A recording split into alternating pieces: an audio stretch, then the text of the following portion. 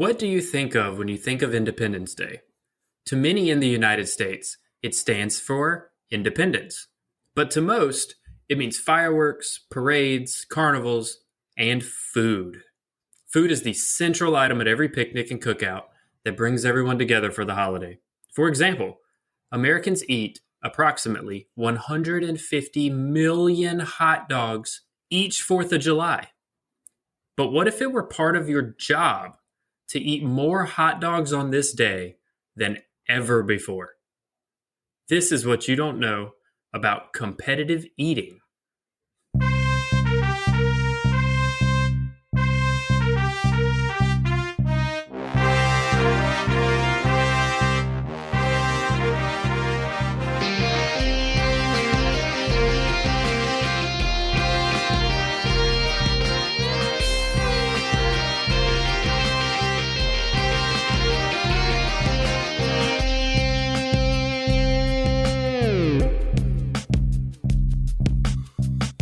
Welcome to What You Don't Know About Sports, where we delve into the forgotten stories, teams, and athletes of sports history and question widely held takes on today's sports.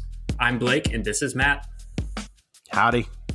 And today, in honor of Independence Day, we're going to tell you about a very well-known event, but also a lesser-known profession, and that's the world of competitive eating. We've all seen it on television.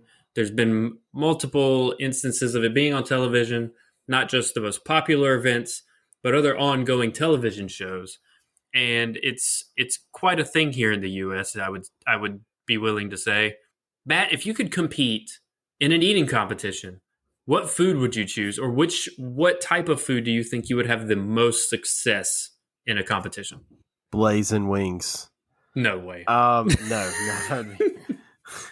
One biting through.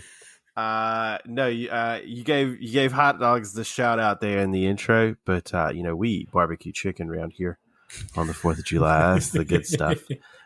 I think if I had to pick a food for a food eating competition, I would go with spaghetti. I can put down some spaghetti. Pasta. Can kill it. Pasta, just fill me up. Just open my mouth and just straight through. Pasta. That's pretty filling, though. You think like you could successfly eat? Oh yeah. Till I threw it up, which is illegal. That's against the rules. So, okay, well, until near the point of what do they call it on the hot dog eating contest? The reversal of fate. They call.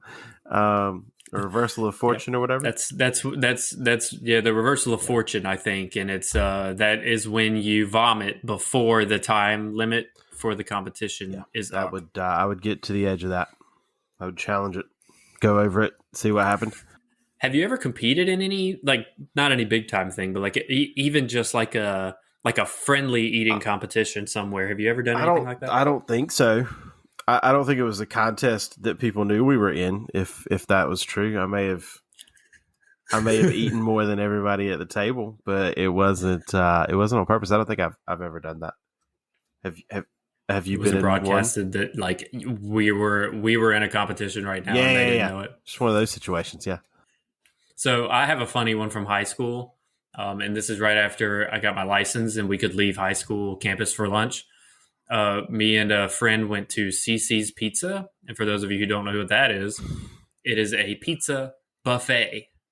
And you paid like $5. And well, of course, we're cheap high school students. So we paid $5 and got a water. And we were done. And he and I decided to, just for funsies, really nothing on the line, try to see how many pieces of pizza we could eat. The pizzas are pretty small. So like don't think like a large pizza from anywhere. It would be like a small pizza, so the slices were pretty thin. I was a nice guy. I ate 2 of their pizzas, so 16 slices, and then I let him catch up, and then I refused to eat anymore. So we kind of tied. But it was fun. It was good times with nothing on the line, just bragging rights. But you could have eaten another 2 pizzas. And stayed the same way? I would have taken a bite. I would have taken at least one more bite if I wasn't such a nice guy. Yeah. But I trying to tie. I would not be able. I would not be able to compete in a eating competition because I eat too slowly. I would just. I would That's just fair. be the That's worst fair. at it if it was Eating timed. quickly Yeah. is part of the thing. So we're going to start today talking about competitive eating with some history of competitive eating. So the first recorded pie eating contest took place in Toronto, Canada in 1878. Now it was only recorded that it happened. Mm. We don't know how much was eaten. That was not noted, but it is noted somewhere, wherever I found this, that the first recorded pie eating contest took place in Toronto, 1878.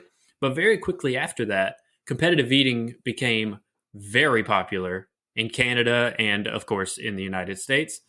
The most famous event, as we could probably all guess, is the Nathan's Hot Dog Eating Contest. Oh yeah. That occurs every July 4th. Funny story about that. The promoter for Nathan's Hot Dog Eating Contest, Morty Matz, proclaimed that it started after 4 immigrants tried to eat as many hot dogs as possible to show their patriotism in 1916.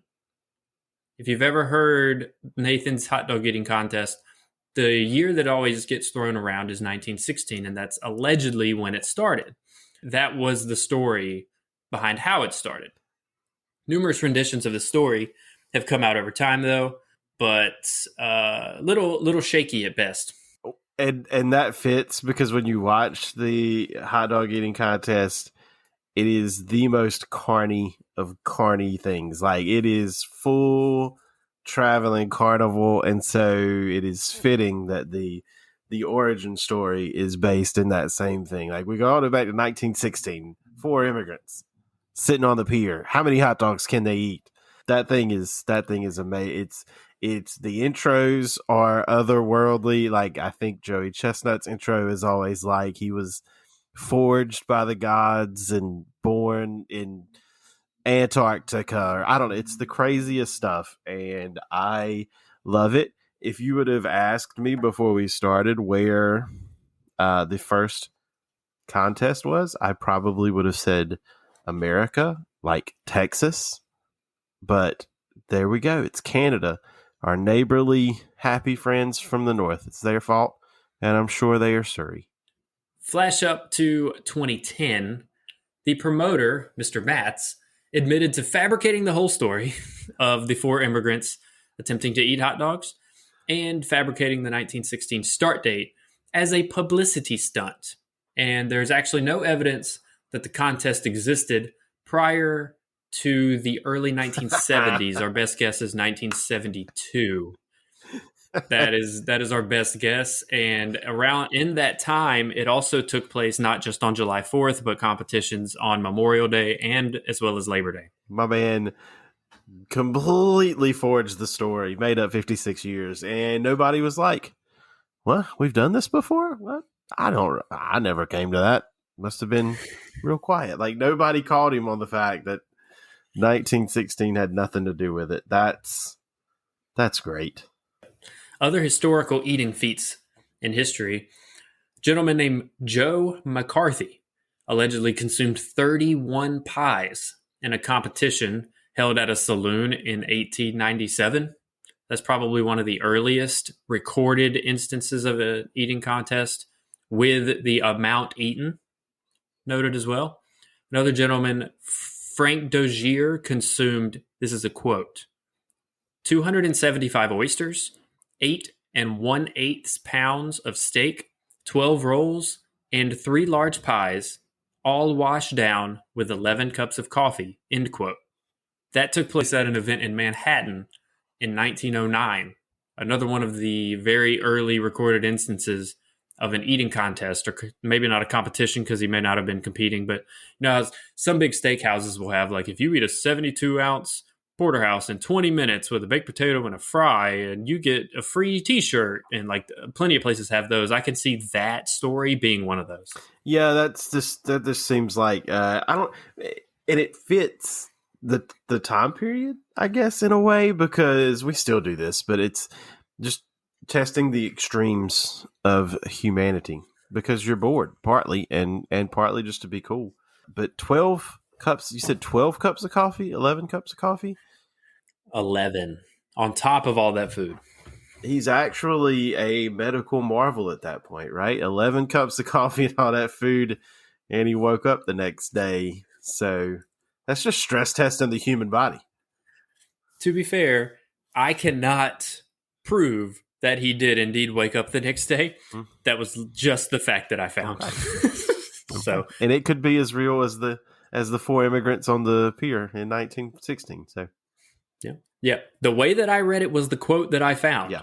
So, who knows? So, you may be wondering, with all this spectacle around eating competitions, is competitive eating actually a sport? Well, part of the answer needs to be held on the fact that there are two major eating competition leagues. One of them is known as the Major League Eating. It was founded in 1997. It hosts up to 80 eating contests a year in North America alone, United States and Canada, maybe Mexico. Nathan's hot dog eating contest on July 4th is hosted by Major League Eating. The other one, they're called All Pro Eating Promotions.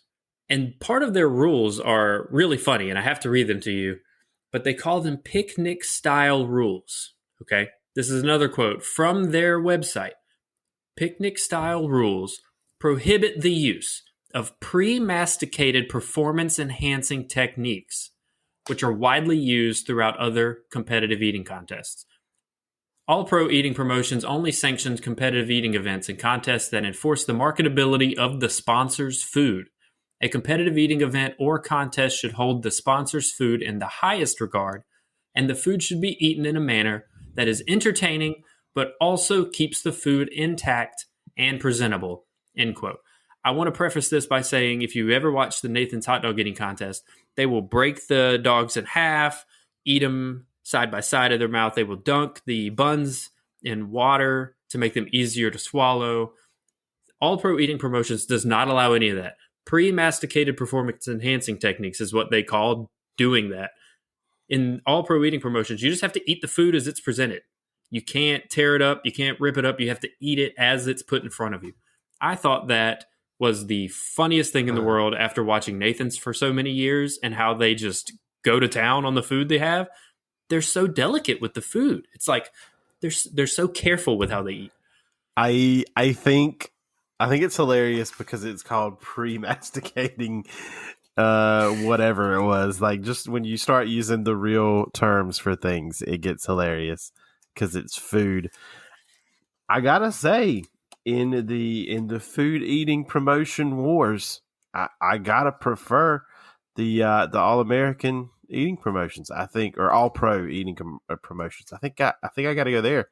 Should eat food the way God intended, not the way that they do at the hot dog eating contest. I think, okay, this is certainly a thing that qualifies it as high level entertainment, because if you think about our sports, many of them have gone through a time of growth, which I think eating has, where it becomes super competitive and you start doing things that are outside the norm of what you normally would do. So in this case, you're eating food, but nobody goes to a restaurant and rips your hot dog in half and like dunks it in some lemonade and just starts going to town and splashes everybody. I mean, like they market the first couple of rows of attendees at the Nathan's Famous as the splash zone, and that's just kind of gross. So I think I'm with the All Pro promotions there. But it's not as good of a spectacle. No, it can't no. be. I don't remember ever watching an All Pro Eating Promotions event, but it can't be as entertaining as watching Joey Chestnut down hot dogs the way that he does. Yeah. It's certainly a thing to watch. It is certainly a thing to watch. The other can't be. There's something about old school eating. If you say so. So back to whether competitive eating is a sport. Part of any sport is training for that sport, right? You have to prepare for the event and for the competition. Well, what do you think competitive eaters do? They train. Some of them. This isn't like a regimented thing across all of them, but I would say the most competitive ones conduct some sort of cardio exercise because you got to be able to breathe, especially while you're shoving as much food down your throat as you can possibly shove. You got to be able to breathe around that or you're going to choke and die. You're lifting weights to be in great physical shape and not just like arms and legs and squats and push-ups.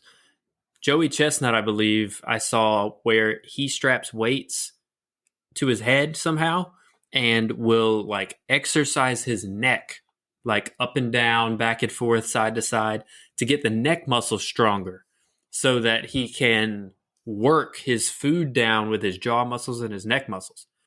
I'm sure there are other neck exercises and jaw exercises that are used, but they actually train and they train for months, like drinking gallons of water a day to try and stretch your stomach. And I mean, it's just reading about it made me sick. So I don't know, I don't know how they do it, but I mean, they train for their competitive events just like anybody else. And that's the tough part to me. Obviously, they train. They are training, and they're training very specific muscle groups, just like you would in anything else, and specific parts of the body because you're stretching, like you said, you're stretching your stomach. That's where it gets weird because you obviously have to set these ridiculous records. You've got to do something like that to stretch your stomach so you can fit more in there, but also, how hungry would you be if you stretched your stomach in that way? Like, you just have to constantly be hungry. You're almost like begging. You're making it so you have to eat all this food because you've stretched your stomach. And as soon as your stomach's like partly empty, you're like, oh, I got to eat more. But really, it's just because your stomach is the size of your full abdominal cavity. Like, it's just got too much going on. Don't mind the background noise, folks. That's just Matt's dog going berserk. So, the competitive eaters also have plenty of specific methods and maneuvers that they use to assist themselves in eating more and more and more. Something called the Carlene Pop technique. And I equate that to me asking for the first time, why are they jumping up and down like that? Well, that's what that's called. And that's just gravity helping the food go down faster. They got to get as much of it down as possible. And eventually then they end up chipmunking at the very last second. So they're like shoving stuff in their cheeks. And then you have a reasonable amount of time at the end to actually swallow all of that stuff. But you got to get as much of it down as possible. And then your mouth fills up right there at the end. There's also something called the Valsalva maneuver. And I know what this is. I've just never called it that. It's when you hold your nose and you blow out, similar to like popping your ears, like on an airplane or something. And what that does is that increases the thoracic pressure and it forces the food through the esophagus faster than normal. I did not make this up, I swear. Oh, man. Something else called the Solomon method. And one of the greatest competitive eaters of all time, last name is Kobayashi. Probably heard of that dude. Apparently he swears by this. And part of what he does is he breaks the hot dogs in half before putting them in his mouth. And he says that it cuts his chewing time in half because instead of chewing the entire length of the hot dog, you're only chewing half the length of the hot dog because in theory they're side by side. I don't know. And then of course the other fast food eating theory is that when you dunk the bread into water, lemonade, whatever they're using, it makes the buns easier to swallow. They're not as dry. So I'm just imagining you trying this with a big bowl of spaghetti. That's all I can think of right now. Would you dunk the spaghetti in water? I guess you would, right? It would make it a little slimy. Not slimy. Slimy is a bad word. It would go down better. So I guess you would dip it in some water, chunk it down. This is the bouncing up and down. I understand on a general level. This thing about This thing about pressure inside. I mean, I guess it works because somebody did it and felt like they ate more. So got to be a thing. But I don't know. All right, so Kobayashi thinks chewing on both sides of your mouth cuts down on chew time. So you're chewing half because you're eating Cuts it half the down hot by dog half on each because side. you're not chewing. Yeah, you're eating it in half. It's half the length when you're chewing it. But in theory, like you just shove the whole thing in Am your I the mouth, only person? or I don't know. Okay, so this is weird for me. I chew on one side of my mouth or the other. Is that a normal thing or is that abnormal? Not both at the same Not time, no. both. If I'm Both hungry, sides? I'm sure I'm Okay. chewing with both All right. sides. I feel like I would choke if I did that. Like I feel like something would fall backwards and But that would be the end of everything. but you are a Maybe that's self-admittedly why. slow eater. So like you're taking your Maybe time. Maybe you should try I'm going to do that. chewing My with both next meal, sides. I'm chewing on Change your both life. sides of my mouth all at once and I will report my time back. And if need be, I'll start jumping around and see if it makes it better. We'll see. So there's also something called the belt of fat theory. I This got one of those. this was this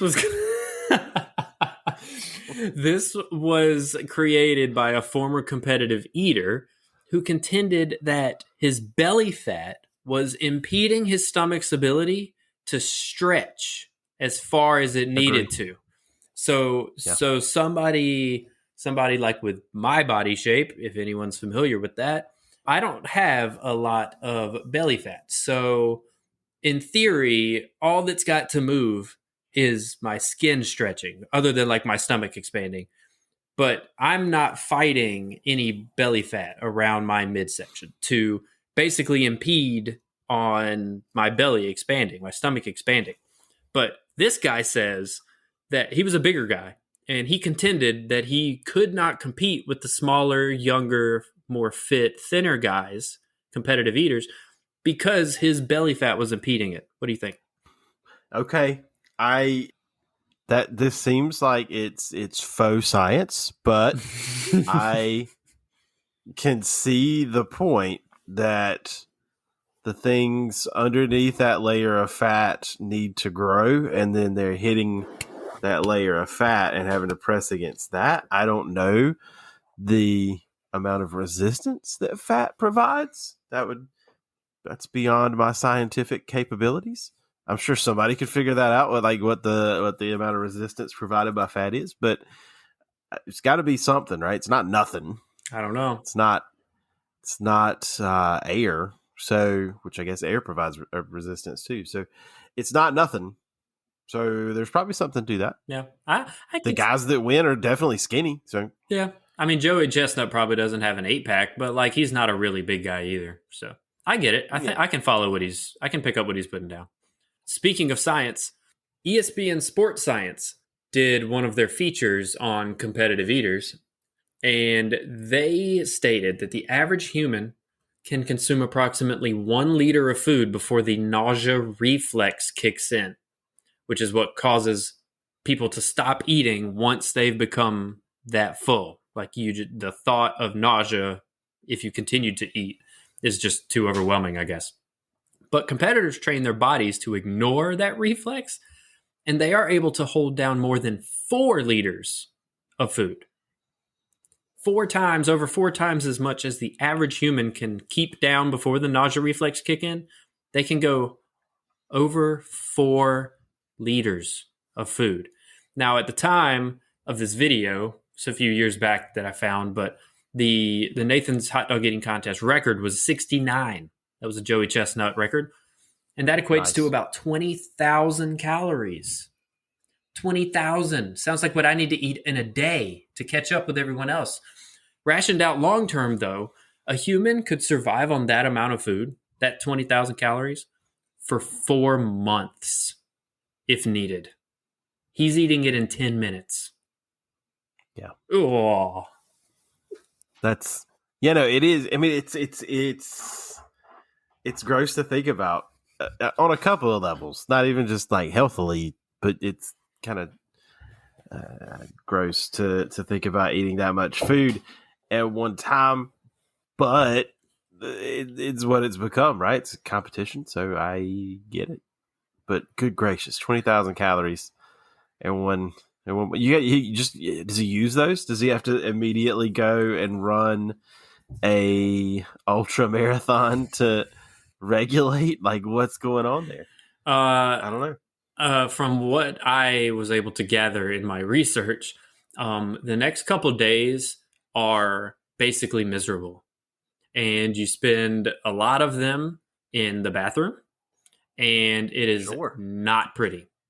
So they go into this training for months and months for these competitions to last 5, 8, 10 minutes, whatever, knowing that the following 48 hours is going to be absolutely miserable, and they're still okay with it. It's got to be the same trait and the same chemistry of the brain that leads people to do other things that are similarly taxing on the body. I mean, like people that run ultras and that run, days on end. That's similar because at some point you're stopping, and when you're stopping, you got to recover, and that can't be pleasant no matter what it is. People that stay up for long periods of time, and just whatever it is you're doing that's out of the normal. So I get it. It's gotta fulfill something in them to want to do this, and they've got to be dedicated to want to do that, not just once and win and get some fame and notoriety, but to continue to do it, and to do it on a circuit that you do this multiple times a year, not just once a year at this big event, but multiple things. Because when you hear these dudes come and ladies come to the hot dog eating contest, they're introducing them as he's the green bean casserole champion and the oyster champion and all these things that they've won. That's a lot of days of recovery on the backside. So it's a lot. I can't imagine. But okay. It is everyone's favorite segment of the podcast, except trivia for Matt. I'm not going to seem as smart on this side of the situation as normal. So, while you were talking, you mentioned that if you were to compete in a competition, you would choose pasta. Give me that spaghetti. I found the Major League Eating record for spaghetti and red sauce. Okay. I'm going to give you a couple qualifiers though, and then you're going to guess. And what we're going to do is you can basically ask like higher or lower. You can shout out a number and I can give you higher or lower, or you can start by saying like, is it between this number and this number? Whatever you want to do. This is your world. I'm just living in it. So we'll do higher or lower. I think that's going to work. Let's do it. Major League Eating, 8 minutes. 8 minutes. Pasta, spaghetti specifically, and red sauce at the Pasta Eating Championship. This was in 2015. But the competition lasted 8 minutes. What number in pounds did the winner consume? In pounds of pasta. You've already surpassed the amount that I would think when we went to pounds. First off, I just want to announce that I am filing a protest with the International Trivia Board. We've already established that I prefer the all-pro eating promotions. So you've given me the Major League Eating record. I don't know. That feels... I would hate to watch the video of this person eating this much pasta at 8 minutes. Right, though. 8 but anyway, minutes. Okay. Just spaghetti and red 1.5 sauce. pounds. Higher. Oh God. That's 1. How many do I get? How many? We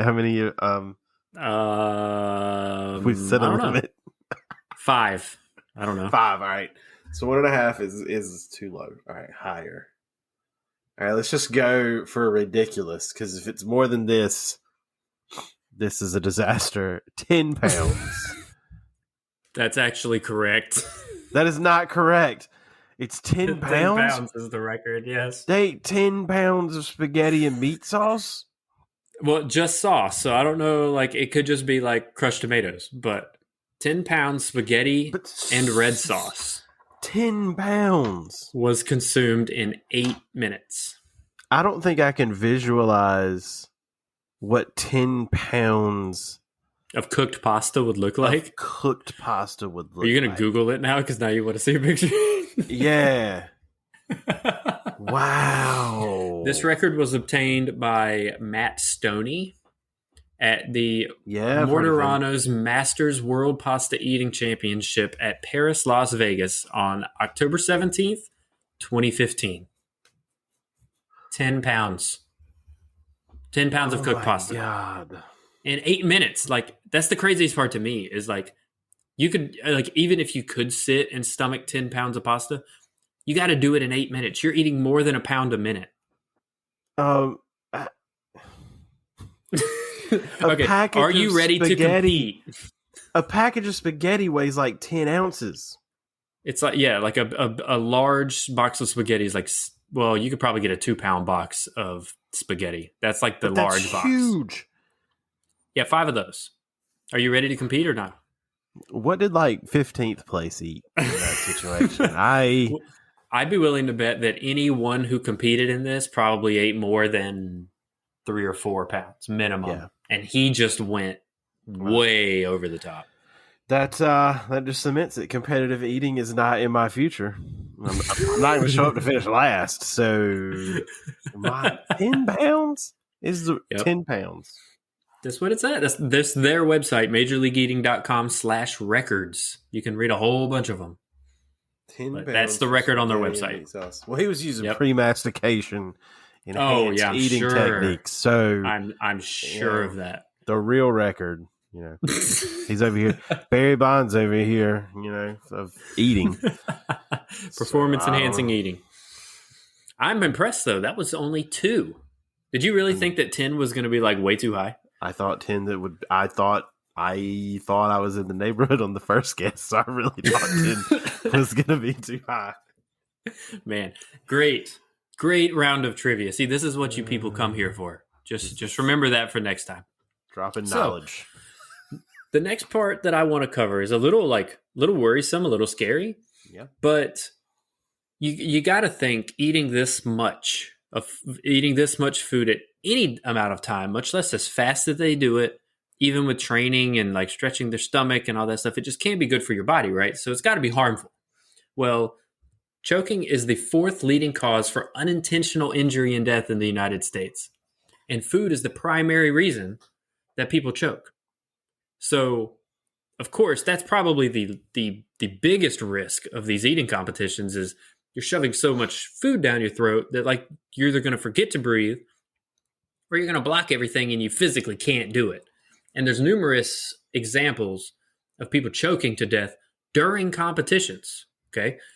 October 2012, a 32-year-old male choked to death while eating competitively live roaches and worms. That was a competition, and he choked to death. No thanks. July 4th, 2014. I don't believe this happened during the Nathan's hot dog eating contest. Maybe it did. Correct me if I'm wrong. But a 47-year-old competitive eater choked to death during a hot dog eating contest. I don't remember that happening on like the main stage on ESPN, but I'm sure other places probably hold a similar competition. In April of 2017, at a college, a 20-year-old female student died as the result of a pancake eating contest. Just imagine, like you just on a college campus hosting a pancake eating contest. Mm-hmm. And one more. August 2019, a 41-year-old male choked to death after competing in an amateur taco eating contest while at a minor league baseball game.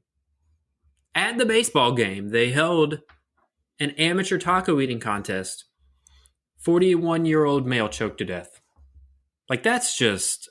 Like, you don't think about that when you're seeing it on TV because, like, those are the professionals, right? Yeah. You think of those as, like, that's their job is to eat that much food. But this is actually really harmful for pretty much anybody. That's oh man, that's tough. I actually am more surprised by choking being the fourth leading cause of unintentional injury.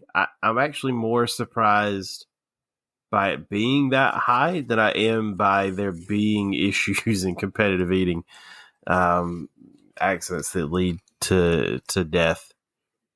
I guess everybody chokes, and so in my mind, I just think, oh, you choke and everything works out, or somebody's there to help you. But I guess that's not true. There are plenty of ways to choke and be uncomfortable, and there are plenty of ways to choke and and not come out well. So it's just one of those things. It's a normal occurrence, but has I don't know. It reminds me of that show that used to come on like Spike TV when that was the thing about the 1,000 Ways to Die or whatever, and it was always just the most random, weird, silly things because we're just such fragile little creatures.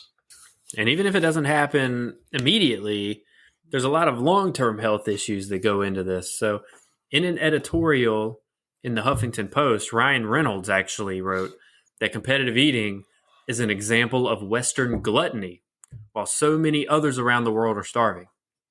Which, on one hand, I can get it because we're just doing it while it's not available to other people, maybe. But I don't know. I mean, it is a crazy thing to think that people do this for a living, and like a lot of them are in really good shape too. So it's a really weird concept for me It to wrap is my it head is a around. weird thing, and I think I was kind of making that point earlier too, that it was just kind of a gross thing to do, but and I guess technically like most religions and philosophies would tell you that eating that much at one time is not a good thing to do, for obviously for the same reason that he's talking about. But at the same time, it's one of those things where like, okay, but I don't know, like you go to CC's and you're just like, hey, let's see how much we can eat this time. I mean, it's just one of those things where in this case the pros have come up with a way to make it so that their bodies don't act the way they should, and they're eating way more than anybody would have thought when they started doing these things, and it's just kind of taken off. We know that that the hot dog eating thing didn't start in 1916 He's a liar. because the promoter came out and said that he lied. So, of course, besides choking, there's a lot of internal stuff that goes on. Stretching one's stomach through training over months and months and months can cause internal bleeding, perforations in one's stomach, chronic indigestion, nausea, and vomiting, and abdominal cramping, diarrhea, of course. I'm sure there's a lot of the latter in the 48 hours after these competitions because, like, you can't possibly burn it all before I mean, it's just way too much for your body to handle, and it's got to exit somehow. So, but it's got to be really harmful for you. But of course, people make livings off of this stuff, and I don't know. There's a few more notable records that I wanted to get your opinion on, or you may be aware of some of these. It wasn't until very recently, though, that the Nathan's Hot Dog Eating Contest actually hosted a separate competition for women competitors. For the longest time, they were competing against the men, and they were never winning. And so they finally split it. So instead of like the mustard yellow belt that the men won, there's now a Pepto pink belt that the women's competitors can compete for. This is one that I think I could be good at, especially if they were boneless. 250 chicken wings in 10 minutes. I couldn't take the time to eat around the bone, but like just imagine like a boneless wing from Hooters. They're basically chicken nuggets, and you just pop them one at a time. Oh, that would be great.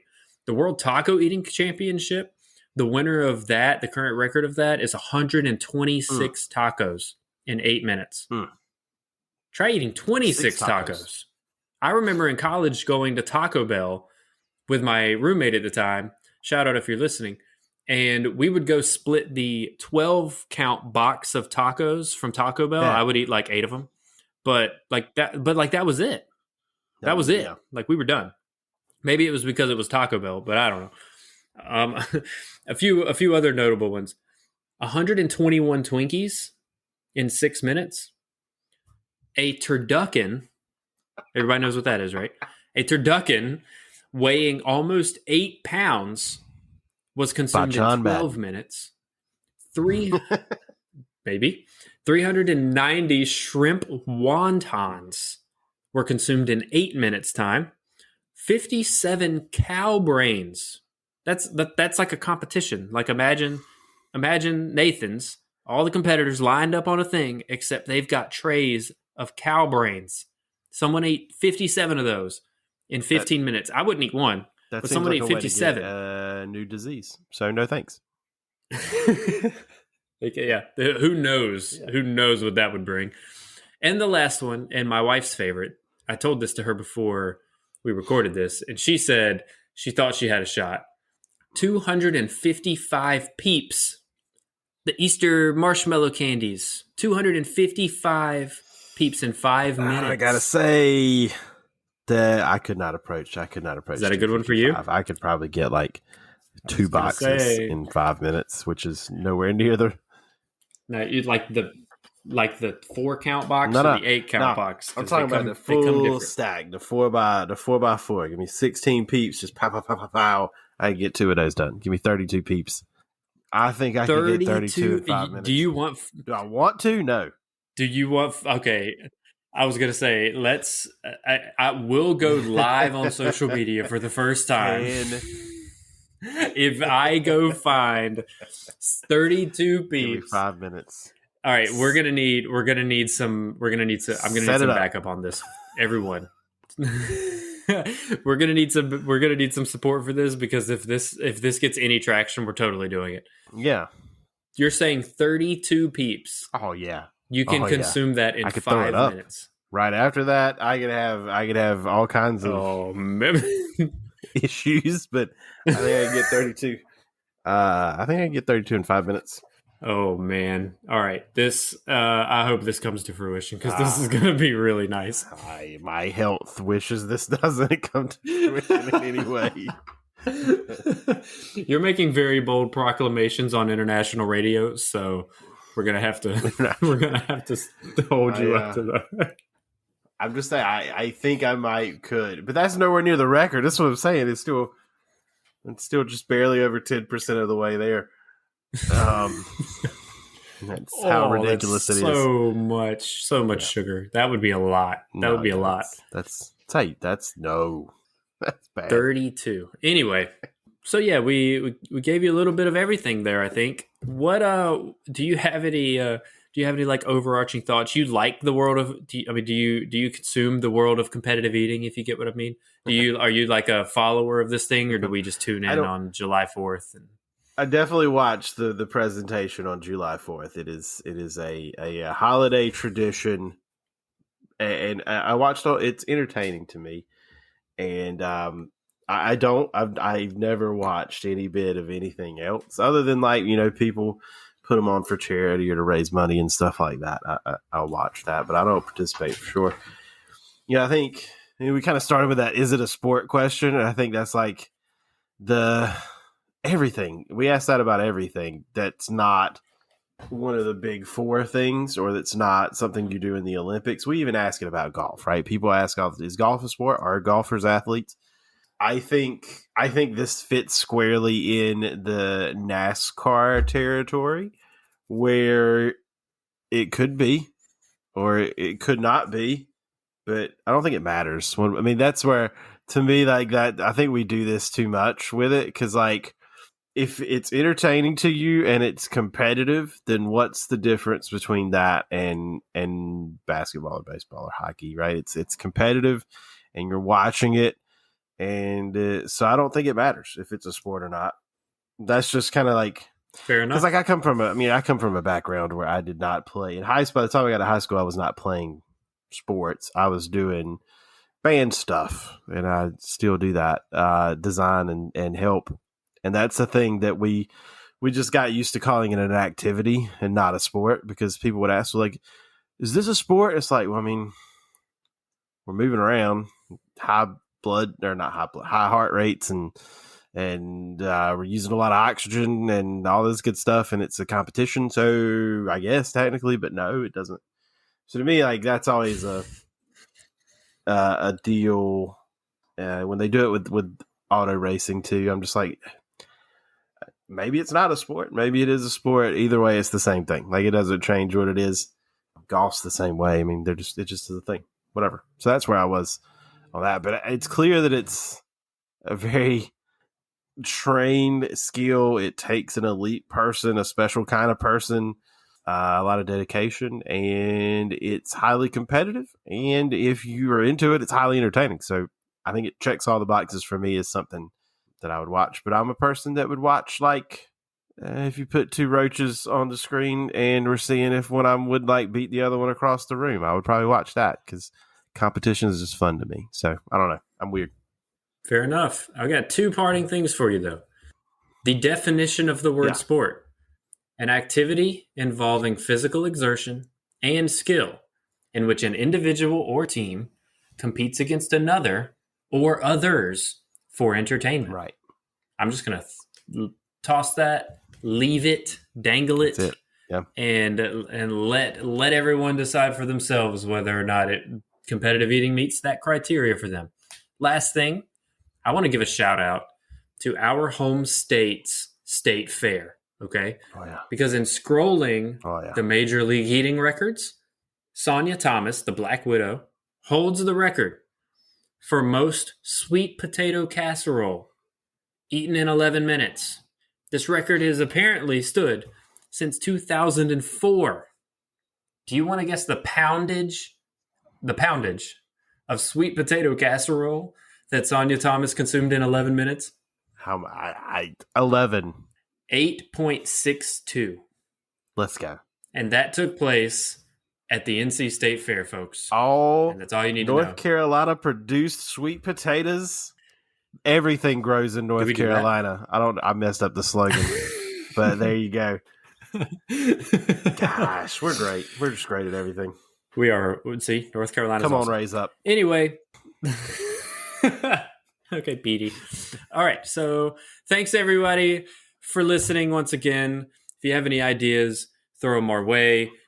Obviously, we're willing to talk about anything on here as long as it's entertaining. Give us your ideas. Hit us up on social media. And until then, that's what you don't know about competitive eating. Till next time, see ya. Bye.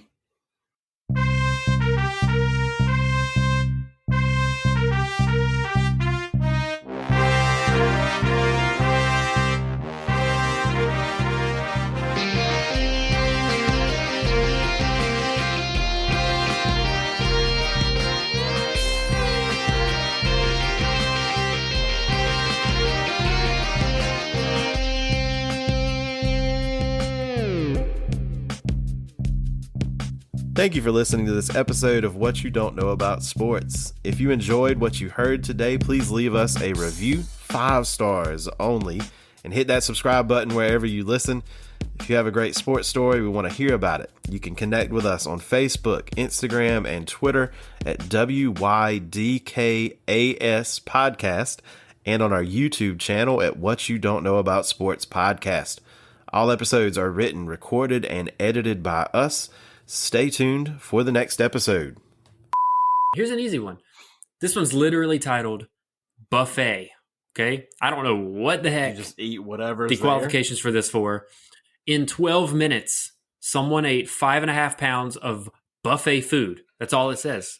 So you could go to your local buffet and just eat. As long as you eat more than 5.5 pounds of food in 12 minutes, you don't have to choose. You don't have to eat a specific kind of food. Maybe 12 minutes. What if you just go to the hamburger steak station and you just get bowl upon bowl of gravy, and then you sit down and just drink 12 pounds of gravy? Oh, what if you did that? Would that count? Oh, I guess, but oh my gosh, no, don't do that. Widcast Podcast does not condone eating 12.5 pounds of gravy.